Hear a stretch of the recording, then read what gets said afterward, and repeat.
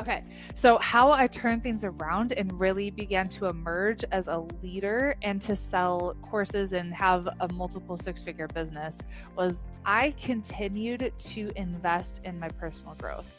This is so, so key. In order to succeed, what I knew was that I had to learn leadership as well as Pinterest. I'd have to learn how to work with people and learn different personality styles. I attended different events.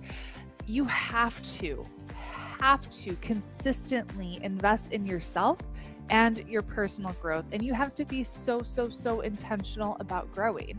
I want to hear from you. What area of your life are you working to improve right now? A really good book, by the way, that I'm reading for the second or third time is John Maxwell. He has like 90 something books. The 15 Laws of Growth, I believe, is what I'm reading, but he also has another one called Intentional Living. They're both good. I've read them both. But you have to think, how are you being intentional and growing? So I'm thinking about 2019. Who can I surround myself with so that I can continue to learn and grow, so I can be the best leader possible for my students? Because if I don't put myself in that growth environment, what's going to happen? I'm going to lose momentum. And it just, integrity wise, I know that I won't be the best leader that I could possibly be for you. So how are you going to continue to grow? So key.